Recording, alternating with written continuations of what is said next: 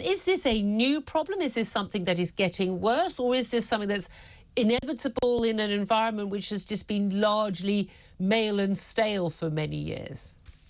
This problem has been going on for a long time. When I was a junior trainee 20 years ago, I was sexually harassed in almost half of my jobs, and I'm horrified to hear that it's still happening now.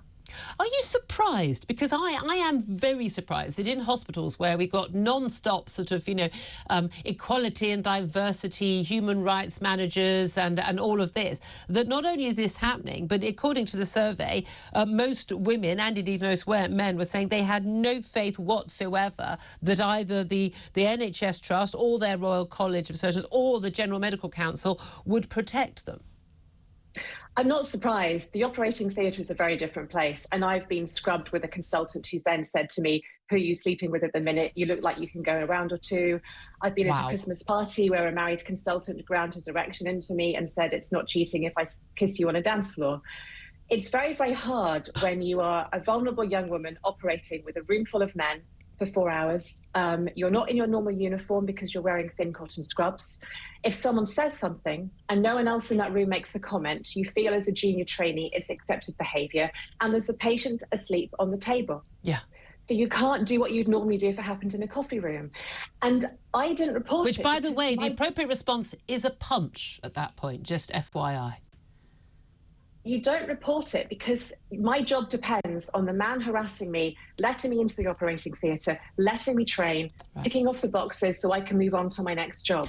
My career literally depends on the man I'm operating with liking me and letting me operate. And that's where the power dynamic, this is the huge thing. And also presumably the other, and it's largely the more senior consultants are more likely to be men, because that's something that's been, been established for many years. That will, I think, change. Yes. A third of surgeons now, I believe, are women, and therefore that is going to change over the years. But so basically, it's very much an intimate sort of friend-like relationship with the largely the man who is training you. He has to say nice things about you, recommend you, and if he says, oh, she's trouble, I don't like her, no one else is going to want to train you, you don't get the recommendations, your career is then basically over.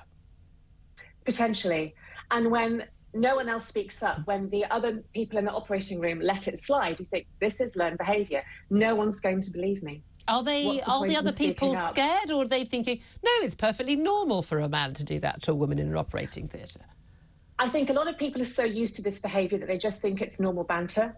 Others may be too scared to speak up. It's really, really hard to know how to fix this, but I'm so pleased this report is out there. It is happening today. The fact that we need a report to tell men not to sexually harass their trainees is just ridiculous. But it is real and it is happening. Yeah, but we say to men, about it. I'm always feel very strong. People are talking about this as a Me Too moment in the NHS. And they're like, I don't think we should talk about it being men. It is a small minority. I don't think my guess is most of the women who are being harassed, actually it's a small minority of men who are harassing a lot of women. That's their normal mode of behaviour. I do find it extraordinary that the women don't get together with each other and say, we've got a problem with this guy, we should all speak up. Why someone doesn't tape it and... I mean, I'm a big fan of the blackmail myself. I don't understand why women don't do that. But also, why the other men... women don't get the other men, and the other men don't go, oi, mate, what on earth are you thinking you're doing? Why do we have this culture, it would appear, in the NHS, supposedly one of the most right-on places in the world, where this is happening and everyone's just keeping stum? Firstly, I say there are so few female surgeons that there aren't other women you can go and talk to. I was the only female surgeon in many of the hospitals. There was no one else to go to. But not now. It's changed a lot now. A third of surgeons are women now. A third of trainee surgeons are women, but only 15% of consultants are women. And if you're the only consultant in that room with that behaviour, your colleagues may not know what you're doing. And most surgeons are wonderful. I married a male surgeon. This is only a small number of men who are doing this, but they need to know that their behaviour is not acceptable. They already know their behaviour is not acceptable, but the point is it's being accepted, so they carry on doing it. I'm not in any way, I hate this phrase, victim blaming at all. In the circumstances where I have been sexually harassed in the workplace, it's gone on the front page of the Sun newspaper. It's never occurred to me for a nanosecond that someone would sexually harass me who is in any position, equal, junior or senior to me, where I would put up with it. I'm amazed that women who, even allowing for the power dynamic that you've talked about, and I completely understand that, how much that would frighten so many women, how few women are speaking out about it except with an anonymous survey, given we are talking about the brightest and the best. You know, you're getting straight A's at GCSEs and at A-level. You're getting, you know, firsts at university. You have to be, you know, you have to have a woman with some stuff about you, some metal in you to be able to do this.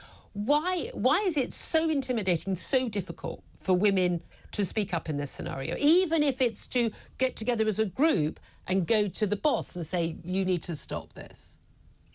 I don't think it's got anything to do with being intelligent, and that implies that intelligent women who have domestic abuse, it's their fault because they're intelligent and didn't say anything. No, I didn't say that. I feel that. It's really hard to go to HR with evidence and prove that this is happening, because at the end of the day, it's your word against theirs. And it's easier for trainees just to move on after 6 months than for hospitals to do something about it. And I really hope this will encourage hospitals to develop policies, HR procedures where we can speak up and we are not assumed to be making things up and we are taken seriously when it happens.